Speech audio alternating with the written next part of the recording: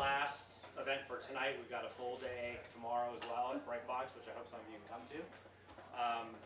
But I'm really excited to finish this evening with a bang. I've been looking forward to this literally for several months since the idea first came together, and these amazing poets all agreed to appear, and I'm grateful to all of them. The idea here, it's called Sound and Vision, Poetry of Witness with Jazz. I'll introduce everyone one by one, but the idea here is equal parts selfish and semi-revelation. Several years ago, I had the opportunity, I've done a lot of music writing, and I've gotten to know a lot of jazz musicians in New York. So kind of half jokingly, I went up to Brooklyn in 2014 and did an old school reading with jazz musicians. So it's kind of a tongue-in-cheek beatnik thing. But I was at an event at Marymount in, I think, February with Ed Amar, who couldn't be here this evening, and Ayana accompanied him and sang. So when I knew I was putting this together, I knew there was going to be some kind of poetry reading, and I asked her if she would lend her unbelievable talents, and she was amenable to that. So the idea here is we're going to combine some poetry and some song. So starting on the end with the aforementioned young lady, Ayana Reed is a singer and actor from Washington, D.C., who's becoming known for her unique ability to capture an audience's emotions, as mentioned by the press. She's on a mission to bring meaningful stories to life on stage and in front of the camera. Ayana showcases her versatility through performances such as an opera debut in Italy as Pamina in Mozart's Das Zauberflöte, to starring in the Helen Hayes nominated blues musical Blackberry Days, which garnered rave reviews from the Washington Post. Her performance skills were developed at the renowned Duke Ellington School for the Arts, High School, and the Friends of Carter Barron Performing Arts Foundation, landing her on stages as prestigious as the Kennedy Center, Carnegie Hall, and Lincoln Theater. She has a Bachelor of Music degree in vocal performance and a minor in African American Studies from George Mason University. Holly next to me, Holly Karapetkova. Holly's poetry, prose, and translations have appeared recently in the Southern Review, Prairie Schooner, the Nashville Review, and many other places. Her second book, TOWLINE, won the Vern Ritzala Poetry Contest and was published by Cloudbank Books. She teaches at Marymount University in Arlington, Virginia. T.J. Anderson was born in Guthrie, Oklahoma. A poet and musician, he is the author of Devante Travels the Sorry Route from Omnidon Press, 2019, Cairo Workbook, 2014, River to Cross, 2009, Notes to Make the Sound Come Right, 4 Innovators of Jazz Poetry, 2004, Blood Octave, 2006, and the chapbook At Last Roundup from 1996. A former Fulbright scholar at Cairo University, he lives with his family in Roanoke, Virginia, and teaches at Hollins University. And last and far from least, Ethelbert Miller is a writer and literary activist. He's the author of 2 memoirs and several books of poetry, including The Collected Poems of E. Ethelbert Miller, a comprehensive collection that represents over 40 years of his work. For 17 years, Miller served as the editor of Poet Lore, the oldest poetry magazine published in the United States. Miller is a 2-time Fulbright Senior Specialist Program Fellow to Israel and holds an honorary degree of Doctor of Literature from Emory and Henry College and is taught at several universities. He's the host of the weekly WPFW morning radio show On the Margin with E. Ethelbert Miller and host and producer of The Scholars on UBC TV. In recent years, Miller has been inducted into the 2015 Washington, D.C. Hall of Fame and awarded the 2016 AWP George Garrett Award for Outstanding Community Service in Literature and the 2016 D.C. Mayor's Arts Award for Distinguished Honor. In 2018, he was appointed as an ambassador for the Authors Guild, and his most recent book, If God Invented Baseball, was published by City Point Press and awarded the 2019 Literary Award for Poetry by the Black Caucus of the American Library Association. Please join me in welcoming my fellow colleagues.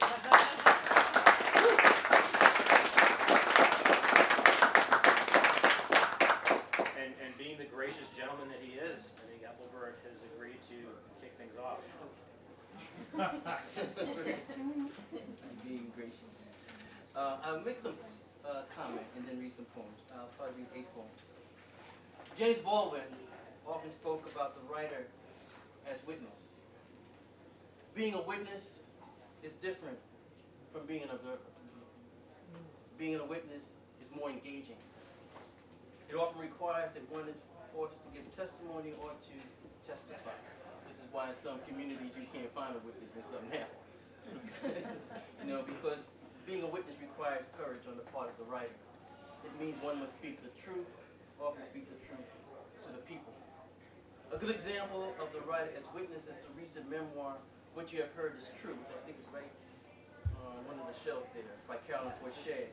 She writes of her time in El Salvador, the dangers she encountered as a witness. Next year I'll be 70 years old, so I've been a witness to the death of many friends and mentors. I've been witness to a new social movement among women and the worldwide movement of people on the move, migrants as well as refugees. And I say migrants as well as refugees because sometimes we confuse the two. Everybody who is fleeing is not necessarily, wanting to flee. Because of climate change and things of that, so many people become migrants, leaving, trying to find work and trying to find a way to take care of their family. Other people leave because of war and earthquakes and things of that. So there are many things that I could write about in terms of when we talk about jazz and music, but I might leave that to you, okay? But I will touch upon the blues. There are 2 jazz musician quotes that shaped my life, and I always talk about these quotes. One is Charlie Parker. And Charlie Parker once said, "I can hear the new music, I just can't play it yet." Okay? I can hear the new music, I just can't play it. And the other one is by Sun Ra. And Sun Ra, Sun Ra was still living during this time of Trump.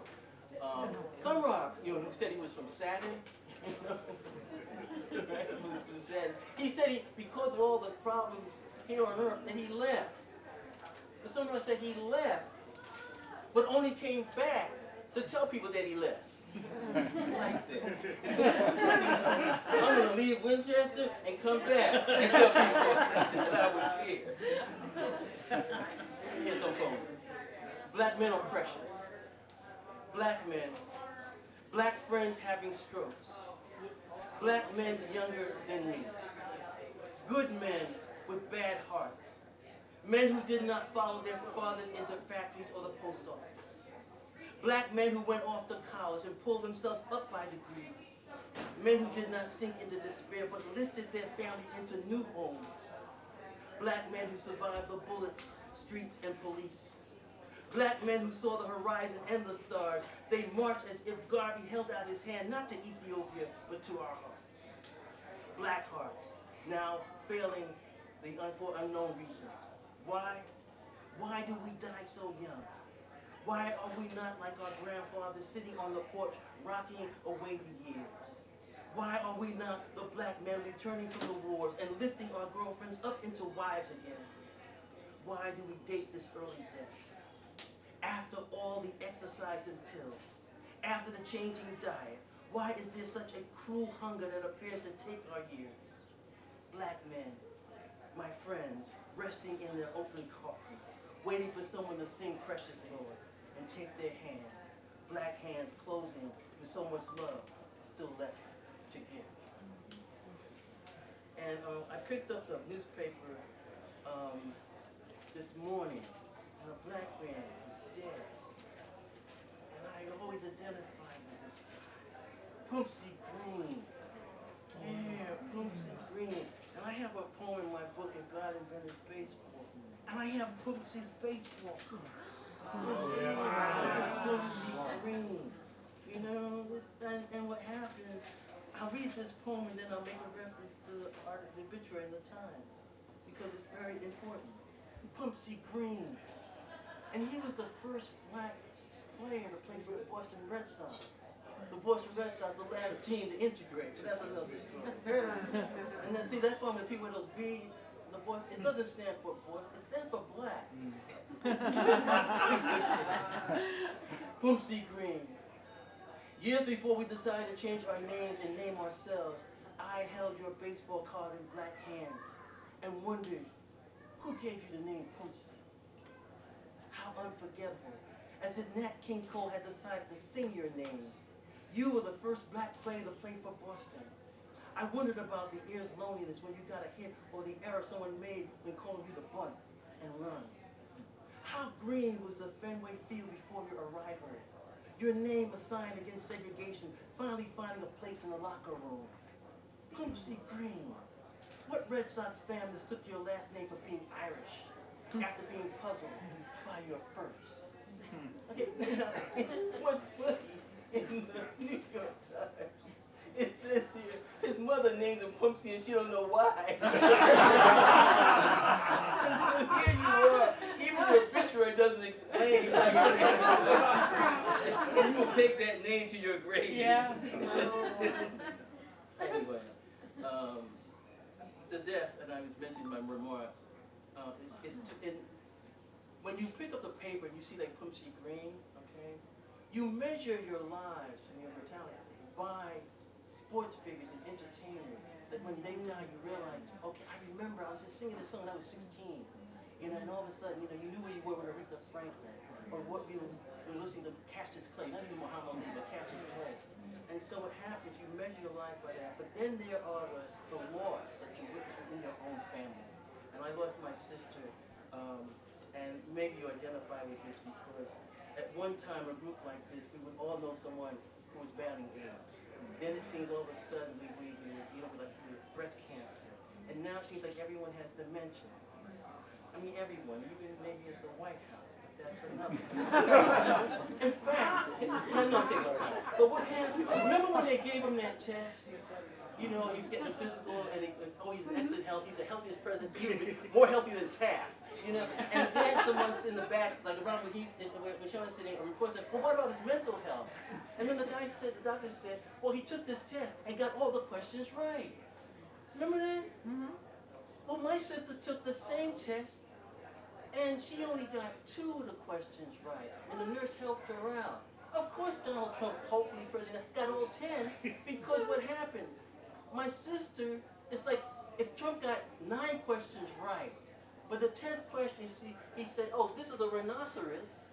I don't care that you got the other 9. You think the book here is a rhinoceros, okay? Anyway, this is along my sister, Pastor, she had dementia. Marie, you open the door and find your sister sitting on her bed. The darkness of the room resting on her shoulders, darker than the past. When you call her name, there is no air of memory for her to hear.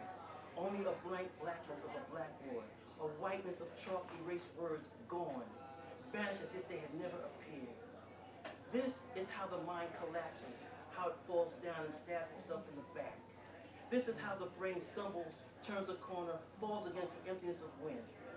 The scream, holler, shout of love cannot repair what is lost. God, you mumble to yourself. What kind of God would create such cruelty? My sister, my blood, sitting on a bed of nowhere. What becomes of family after a flood of what we remember breaks the levees of who we are? How do I embrace my sister's exodus? Where are we going without each other? And I'll read just two more poems. Hell's Kitchen. When I was young, I overheard someone say, if it rains when the sun is out, it means the devil is beating his wife. I didn't know the devil was married. Who would marry a devil? It's sad to know too many do. It rains too often these days. Women trapped in homes being punched and slapped, some raped into submission. Hell should be a woman's wrath. Every devil should be homeless. And I'll end with a jazz poem. You know what happens, and I hope this doesn't happen to you here. You're a poet, you write all these poems, and then you get reduced down to 2 lines. You know, like the great Gwendolyn Brooks gets reduced down to "We Real Cool." You know what I'm saying? So anyway, there was a moment in my life where this poem that I'm going to read was my signature poem. And I read this poem somewhere, I think in London, and somebody in South Africa said, yeah, I know that poem, that's Ethelbert. So that was before Facebook, you know what I'm saying? I was deeply impressed that this poem got around. But what happened, it was because, you know, I was young, and I don't know how to play an instrument anymore. And you go out, you know, walking around, you find a nice woman, you're in love and stuff like that, but she's in love with some musician. And you know, you go back, you write a little poem, and you realize you can't compete with somebody who can blow a saxophone or something. You know, and you realize that your love life is going to be a failure. The same way, if you're 35 years old and you use the public transportation, you don't have a scooter, or something, your life is a failure. Anyway, so for my lady, or excuse me, look. I am tired of women who love musicians, who desire to be loved by musicians, who think that musicians are the best lovers and the best players. I am tired and do not care to listen to this anymore. Do not sing to me or hum to me or proclaim to me a new music. There is no music. Coltrane is dead. Parker is dead. Navarro is dead.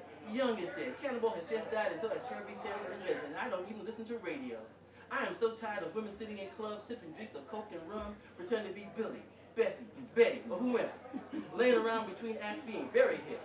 I am very tired of the woman tells me that the man she loves is in Europe, back from Europe, or heading for Europe. I am tired of music lovers coming down from New York telling me about the apple. If you are William Tell, please do not take aim at my head. I am tired and need no second headaches. I do not need another woman to tell me that what's hers belongs to the drummer. What's mine is fine, but it just don't swing. I am tired of telling women that I am better than bebop, that what I got is the new thing, that I can play an instrument as good as anyone. I am tired of telling them this. So from now on, whenever I hear a woman talking about some musician, about how way out his sound is, about how his music gets all up inside and moves her around, from now on, when I hear a woman talking about a musician, I'm going to turn my back like Miles, pull my hat down like Mark, disappear like Rollins, and maybe come back next year if I feel like it and if she's ready.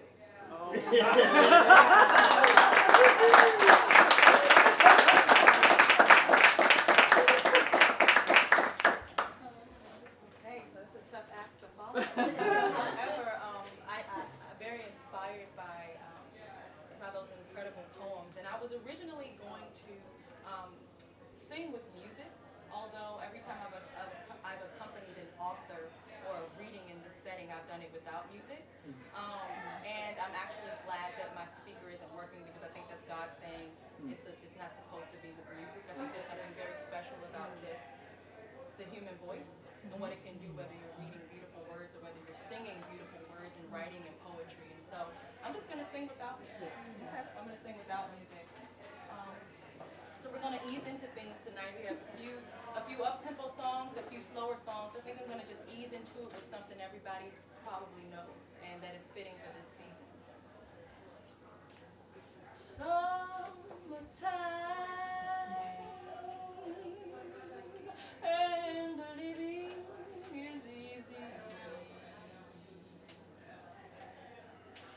Fish are jumping and the cotton is high. Oh, your daddy's rich and your mom's good looking. So hush, little baby, don't you cry. One of these mornings, you're gonna rise up singing. Then you'll spread your wings and you'll take to the sky. But till that morning, there's nothing can harm you.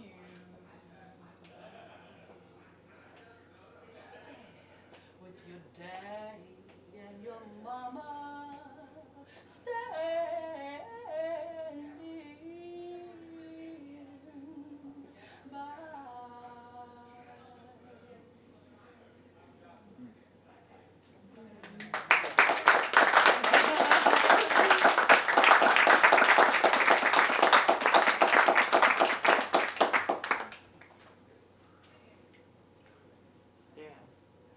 It's a long summer.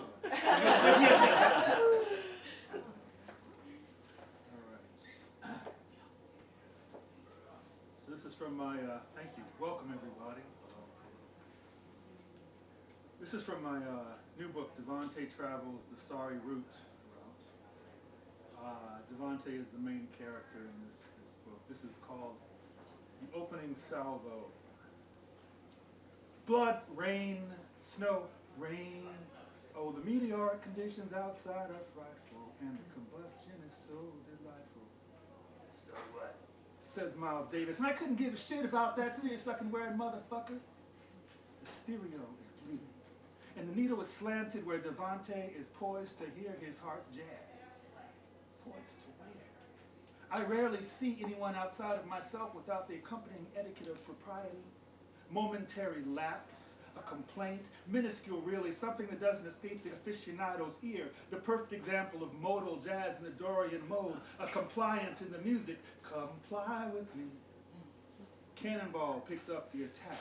The needle glides, the speakers rumble, a vein tap to rise. Burnt point, juncture, bruise, beaten up behind the beat down and out, beat me daddy 8 to the bar. Come on, come on, come on, come on, come on, come on, keep up with this shit. A note locks in. Sound is immaculate, at times inarticulate. Night lapses into nonsense, can be noose if we lack the necessary vigilance. Frontal cortex, nucleus accumbens, ventral, tegmental area, dopamine tide, javelin junkie nine. By now the needle bobs back and forth. Sound is crackle, electro fuzz. There's a horn outside, but not the kind you'd expect. It's a car calling a tenant to work. She's getting in now, dragging on the stub of her cigarette.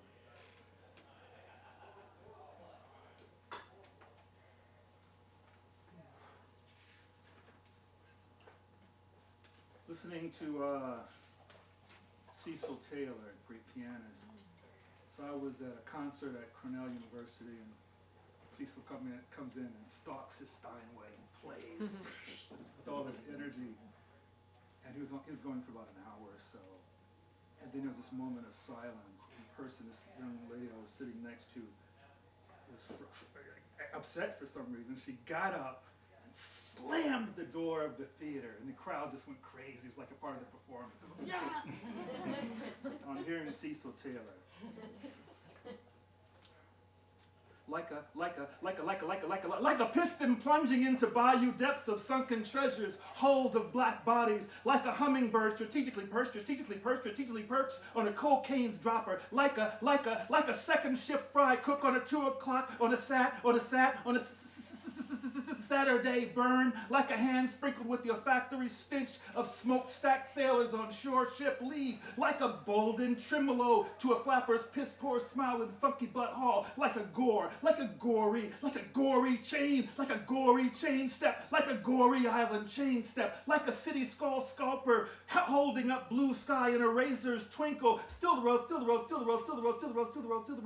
to evolutions evolving in a pageantry of ancestral breath and bone at the crossroads of Juilliard and Johnson, where the devil gives up his hold of the music. Still the road, where the scale is the song in the bison's bladder, where the scale is the song in the bison's bladder, where the alphabet is the shrapnel of consonants, a firefight piano's blur in the cockleburrs of your chest, a windpipe whole note on cobblestones of credenzas, like a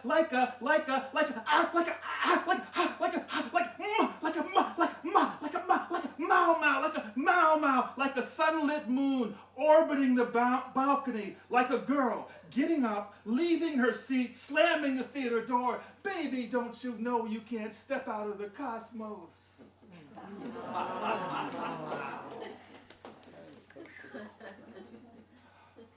This is from River to Cross, a couple of jazz-inspired poems. Bird's last riff. So, I'll say something about Clint Eastwood's movie Bird, which has some problems with it, but Yeah.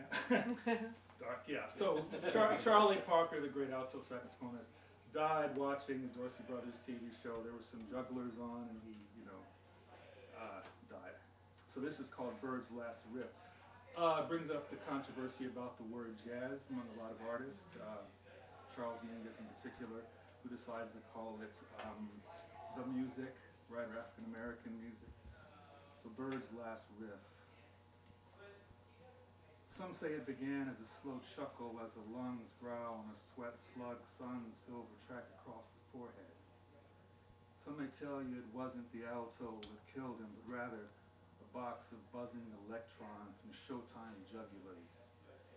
Those in the know may point out that it's the carcass craving for water that turns to pigment dust when the skin's pavement cracks, slowly recedes slowly to the memory of lace-up wingtips and Miranda rights. They'll assure you that it saunters through fog like in cut to you.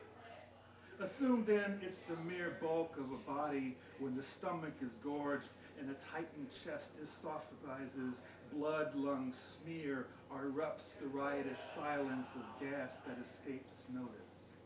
Perhaps in your indictment, include the roughage of sports jacket, the loose threads of pick-me-up from abandoned sewing or basketball, or ostensibly a needle at downswing on a stalled 78. Chalk it up to the arrogance of violins, the pompous rouge of a bassoon, no matter where you get it from, be it the music that surges through our throats, or our old brain gone busted, or the velour batting of a musician's case, whatever you choose to call it, don't call it jazz.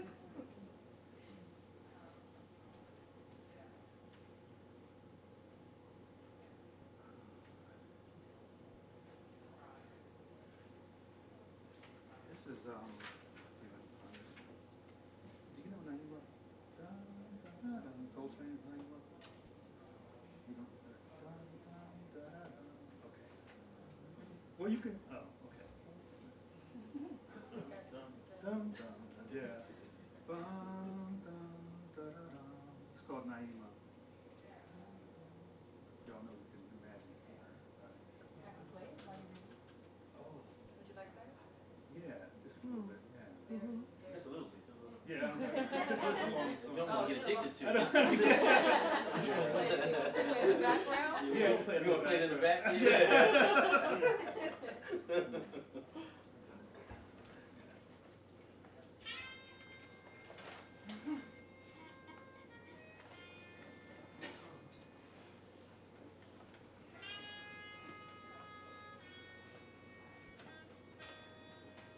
Naima. The severed head of a raven nailed to the bedroom door. The wilted Madonna lily on the night table.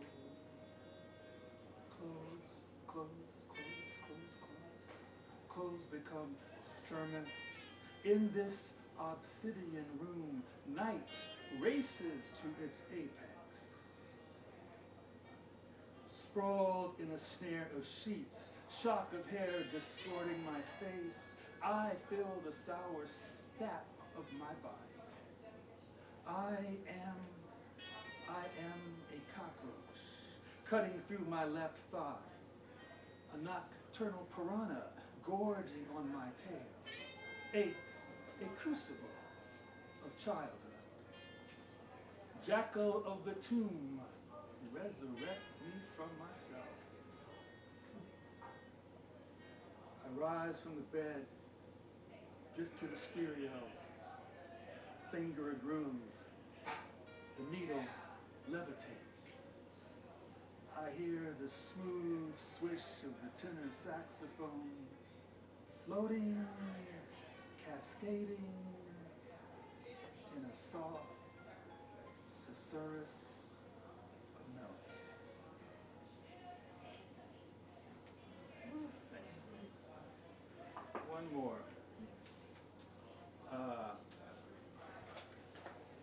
My dad is a composer, and mainly modern classical music, but started off as a jazz musician, and so I got an opportunity to go to hear a lot of musicians when I was young. And this is when I went to hear Sonny Stitt.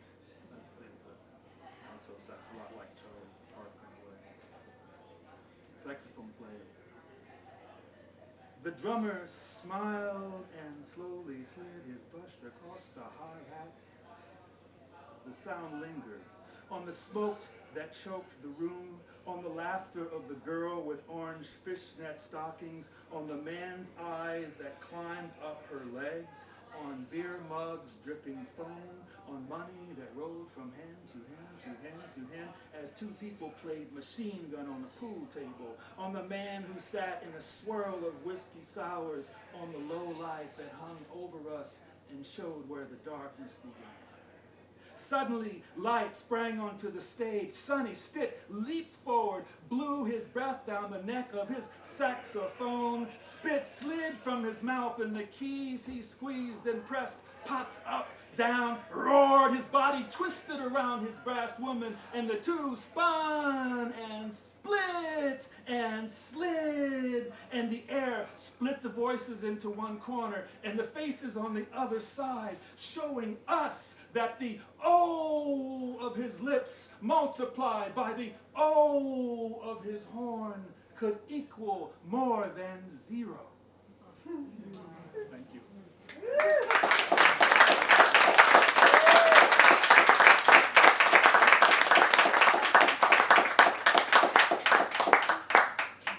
Loved it. Both of these amazing gentlemen that mentioned Charlie Parker. So much great music came from Charlie Parker. One of his most popular tunes that he would play would be "I Got Rhythm." I've got rhythm, and so I'm going to do that one. What care I for fortune or fame? They've never mattered a lot. I don't have a right to complain as long as I've got what I've got. I've got rhythm, I've got music. I got my man who could ask for anything more. I've got daisies in green pastures. I got my man who could ask for anything more. Old man trouble, I don't mind him. You won't find him around my door. 'Cause I've got starlight, I've got sweet dreams. I got my man who could ask for anything more. Daisies in green pastures, same man as before. Old man trouble, I don't mind him. Life's a beautiful thing. 'Cause I got rhythm, it makes me happy. Music that makes me wanna sing. 'Cause I've got a man, ooh, what a man, a beautiful man I adore. Who could ask for anything more?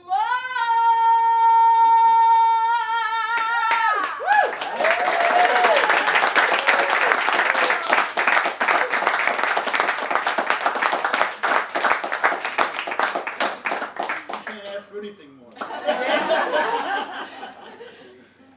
Yeah, I guess I get to follow that. Select poems. Ethelbert. I hate musicians. It's hard to outdo them. So I don't write about jazz particularly, but I write a lot of poems of witness, and I'm going to start with some poems. My husband's a political refugee. He's an immigrant, and so I spend a lot of time in immigrant communities, and so I'm going to read a few poems about that experience. And this first one is just called Immigrant. Forget Hollywood.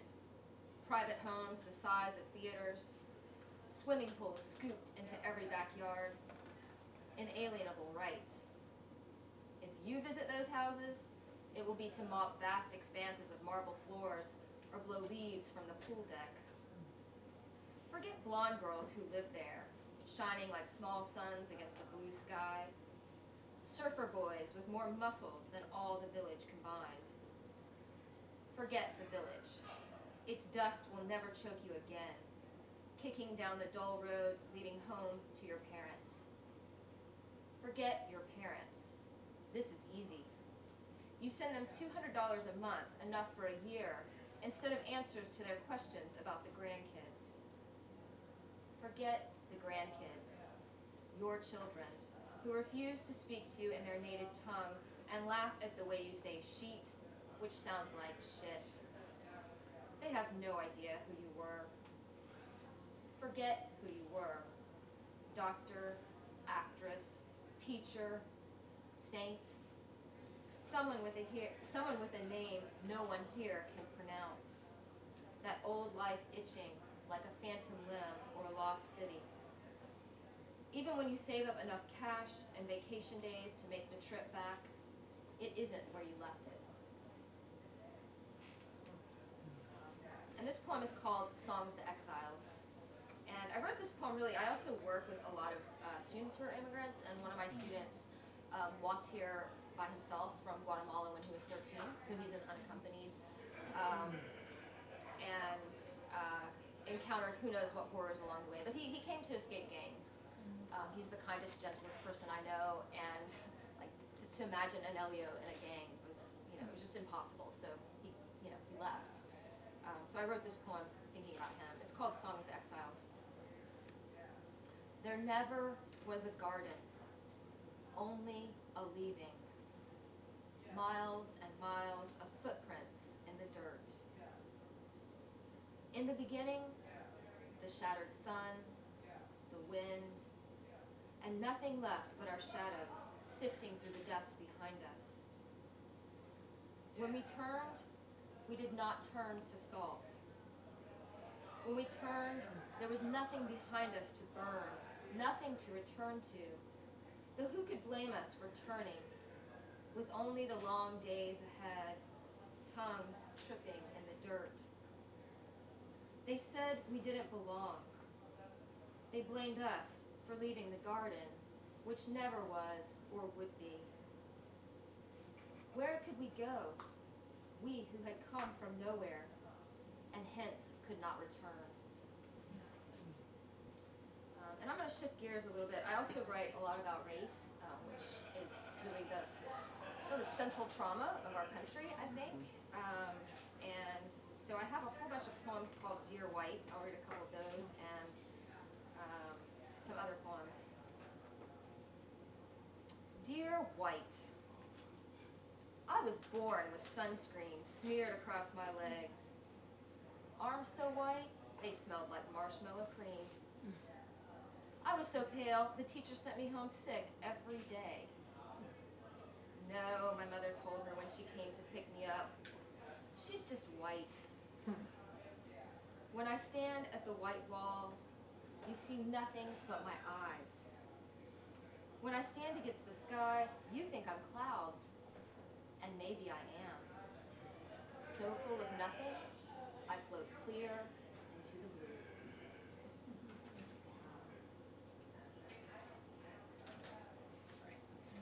And this one is called Lynching, A Brief History. Start with a river. Let it be deep and wide. Let it pass 10,000 cubic feet of water per second. There are still things that won't sink, that won't be washed to sea. Start with what floats. Start with what snags a log, circles back in an eddy. Start with a word, a whistle, even a look will do. Start with the source, a trickle down a steep cliff that stops for no breath. And what is washed away will not be made clean. This is called We Thought We Were White, and it's got a quote from Ta-Nehisi Coates.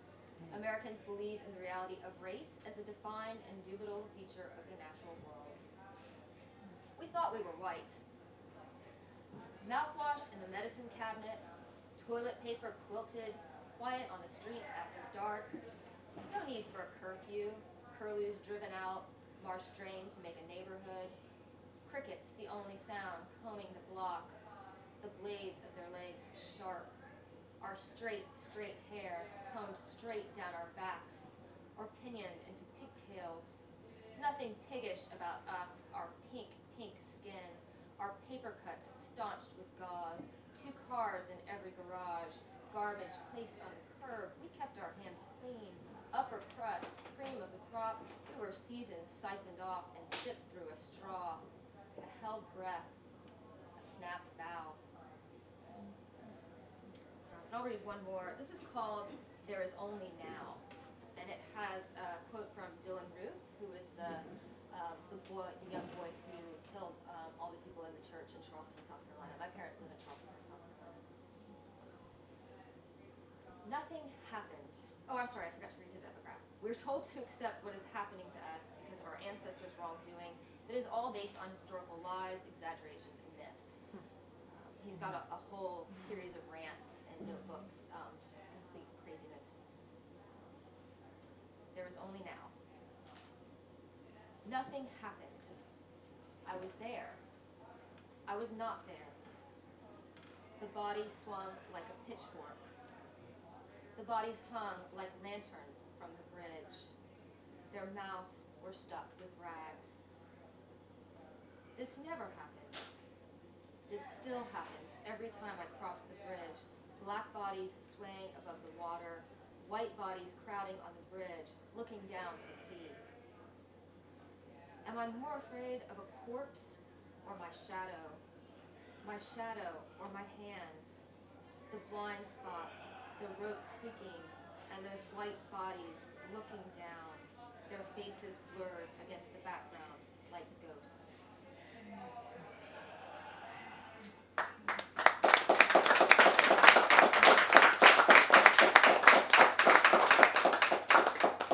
As much as I didn't want to do this next song, and I wasn't planning on doing this next song, I can't help it, Holly, because of what you just read, and I had planned on not doing it so much so that I'm going to look at the lyrics a little bit.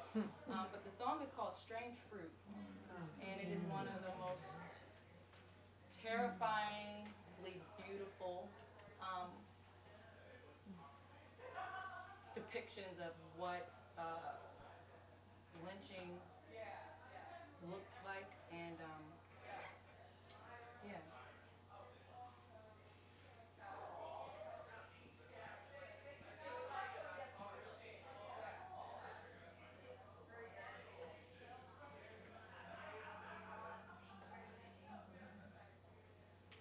Southern trees bear a strange fruit, blood on the leaves and blood at the root, black bodies swinging in the southern breeze, strange fruit hanging from the poplar tree. Pastoral scene of the gallant South, the bulging eyes and the twisted mouth, scent of magnolias, sweet and fresh, then the sudden smell of burning flesh. Here is fruit for the crows to pluck, for the rain to gather, for the wind to suck, for the sun to rot, for the trees to drop. Here is a strange and bitter crop.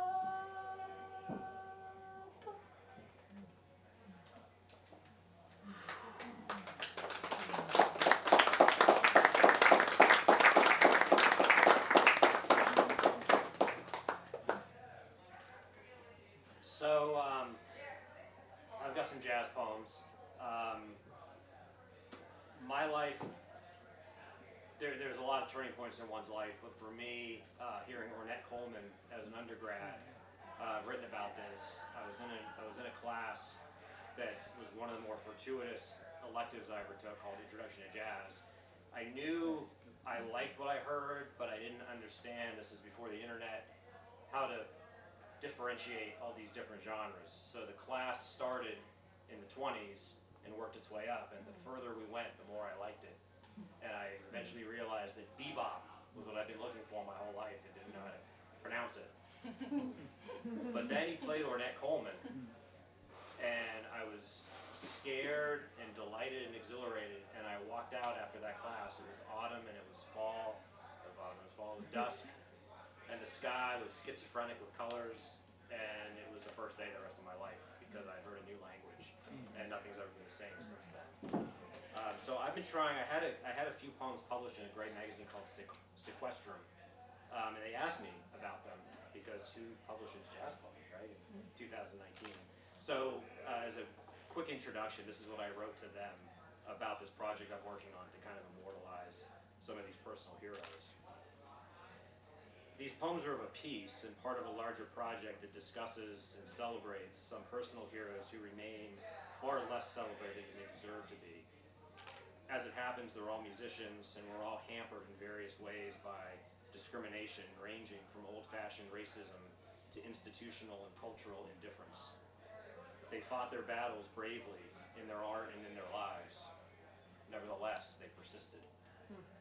Though there's an elegiac sadness suffusing these pieces, there's also acknowledgement of their defiant genius.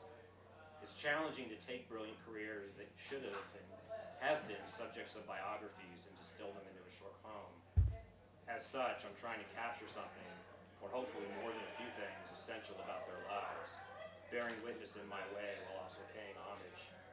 As a writer, I always wrestle with how artists who were treated so terribly provided us with such effulgent, inspiring music. And I wasn't going to read this one, but since Charlie Parker's come up a few times, this is a short piece called Charlie Parker's Premonition. At least Bach believed in God. This is what saved him. Can you fathom that freedom? The peace of such certainty?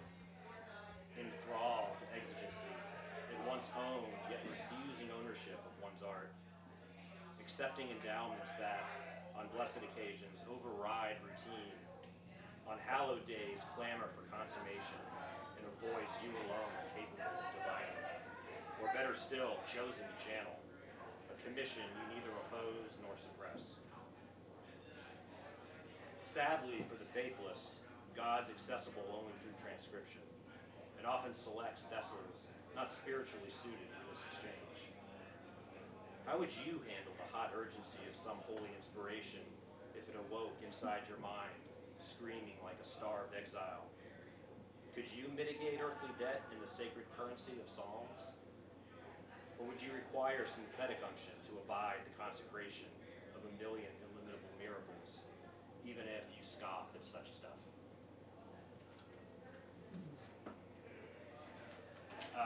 I'm delighted that Ethelbert brought up Sun Ra, who, talk about someone that doesn't get name checked.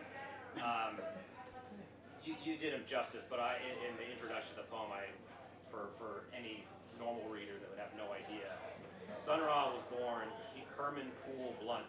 He was an American jazz composer, band leader, piano and synthesizer player, poet and philosopher known for his experimental music, his cosmic philosophy, prolific output, and theatrical performances. Born and raised in Alabama, he eventually became involved in the 1940s Chicago jazz scene, soon abandoned his birth name, taking the name Sun Ra, after Ra, the Egyptian god of the sun, and developing a complex persona and mythology that would make him a pioneer of Afrofuturism.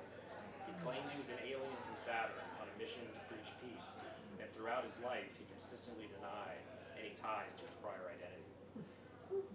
This one's called Sun Ra's Spaceship. I'm not of this world, Ra insisted, and it was obvious to everyone. He ain't one of us. You see, he swore, I'm from out there. I conjure up other worlds that can break your brain. And to be blunt, this claim was only scarcely less credible than faithful suckers talking to an old man in outer space. Listen, Magic's a trick when these cities are always the same. Suits suffocating fools, and men calling you son, not Sonny. An alien in their eyes, with black holes for hearts and their ears stuffed with corn. That slop discreet folks covet for colorless meals, when earthlings turn on machines to distract them from inner space.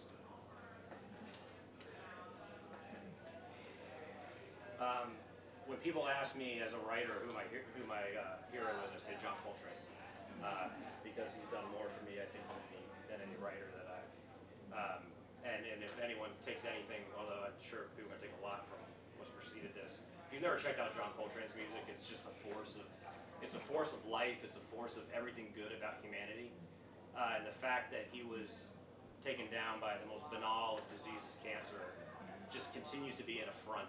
He left us with an encyclopedia of music. He was prolifically creative and inspired, but he died at 40, which is just, I still can't accept that. So this one's called John Coltrane's Cancer. Coltrane's calling. All he did was everything in his power, throwing sparks at the darkness, extolling what he alone conceived, the divine alchemy of his own design. Sheets of sound with no barriers between pursuance, his spirit in interstellar space. This gift, a supreme kind of love.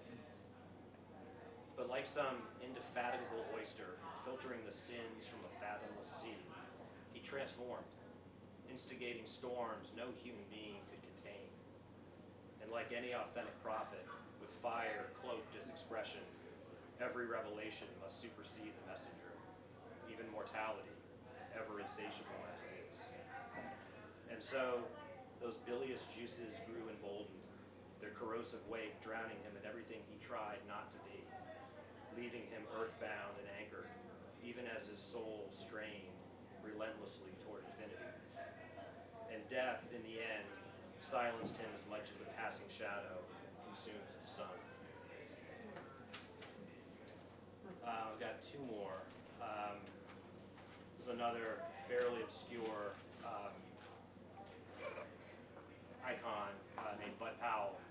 And he had the unbelievably unfortunate circumstance of, shocker, being hassled by the cops and was beaten brutally.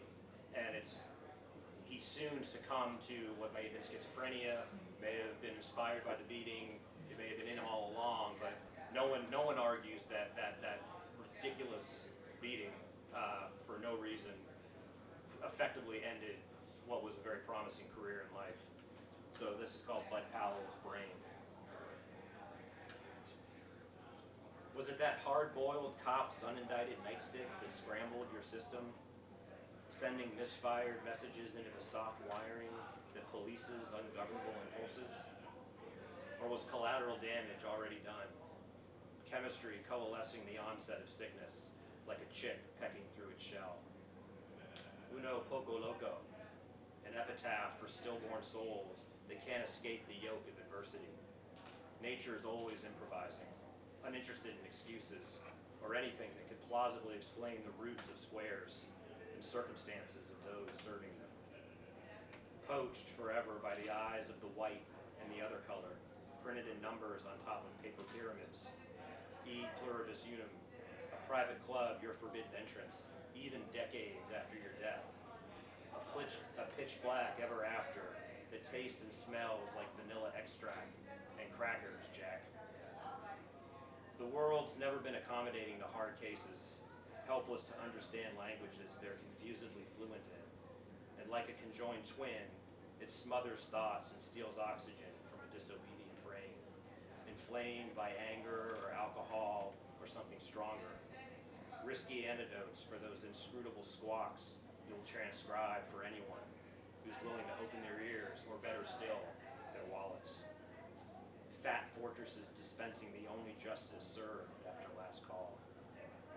Something you can score like love or junk in any back alley. Unless you can't afford the going rate, which means, like always, you're broke. And I think maybe inevitably I'm going to end think this is a sad. It happened then, and you can see it happening today. On May 31st, 1959, the best year in music history. As she lay dying at the Metropolitan Hospital in New York, age 44, Billie Holiday was arrested, handcuffed, and put under police guard for possession of narcotics. Just imagine that scene. Just imagine the cruelty and disgusting abuse of power that entailed, and the lack of appreciation for what she was. This is called Billie Holiday's deathbed. This busy bee at the end of a life like clockwork, a symphony of service to everything but herself.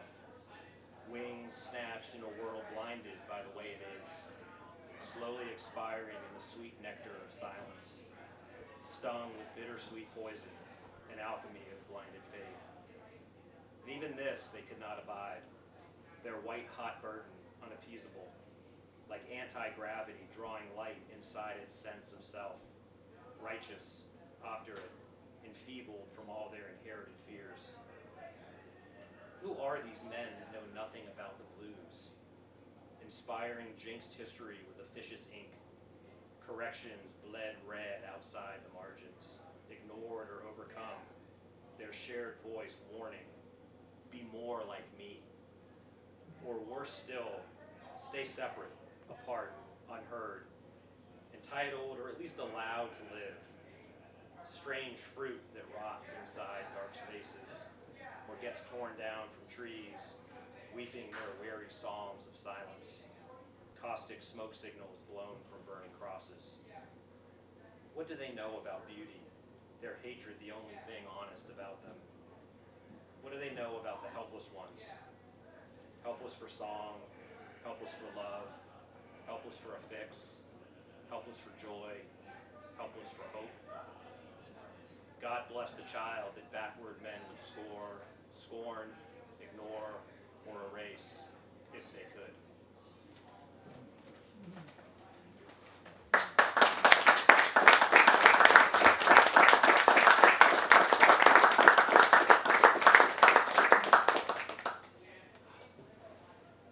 So, my mind is racing with several things. John Coltrane, Billie Holiday.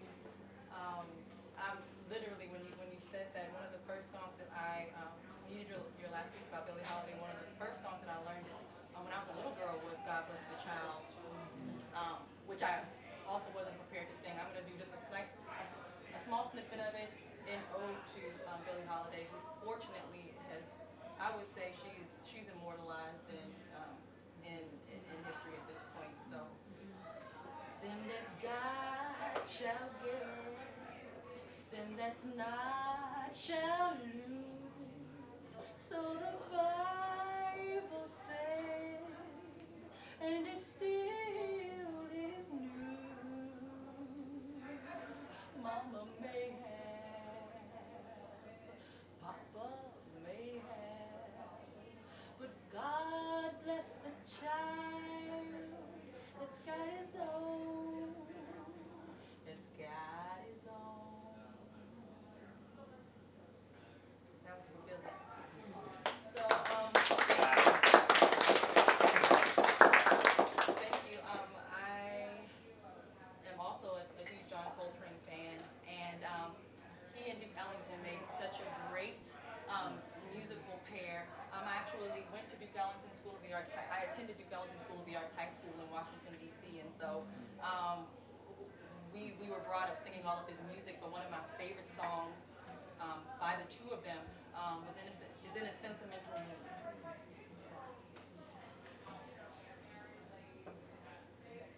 In a sentimental mood,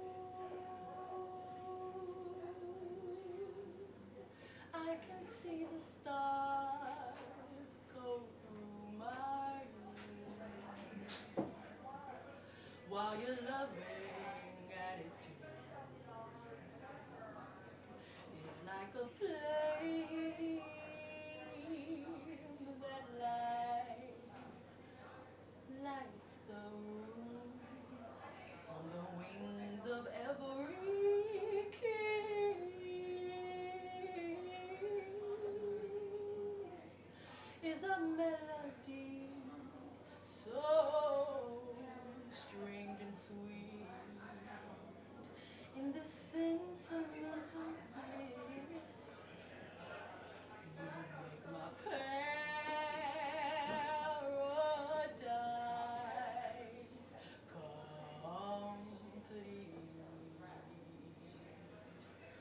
Rose petals seem to fall. It's so like a dream to say that you're mine. And my heart's a light to think. Since you've made this night a dream divine.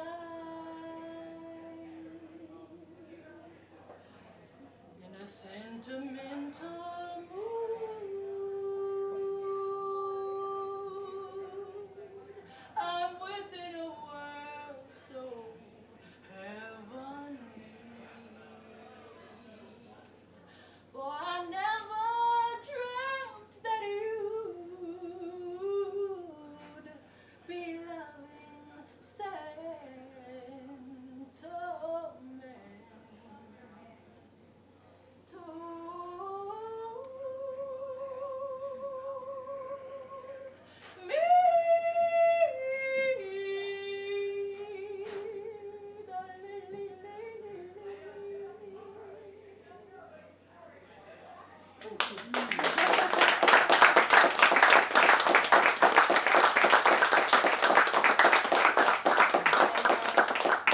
Thank you, and wanting to end on a lighter note, I'm going to do a song that's going to require all of our participation.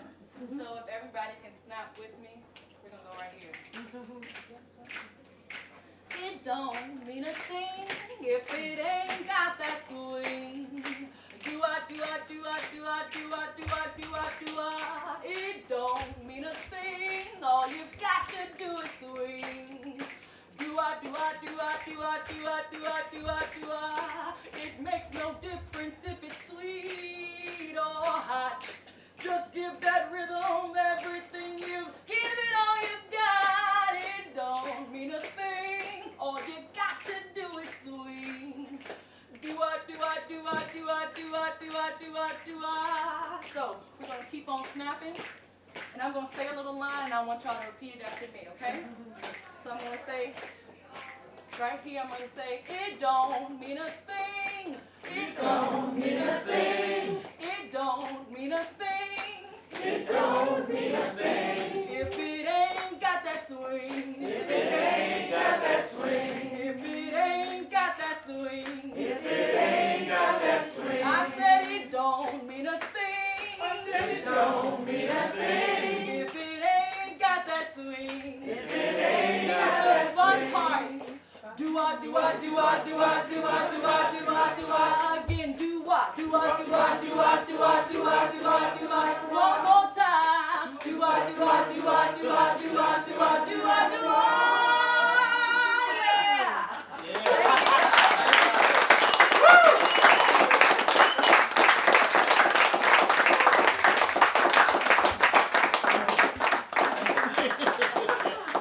And that's how you close. Folks, please, I'm honored to share the stage. Holly, TJ, Ethelbert, Ayana, amazing. Thank you. Bless you all. And thank you all for being here and supporting us. There should still be some pizza and beer and wine and etc. Wow.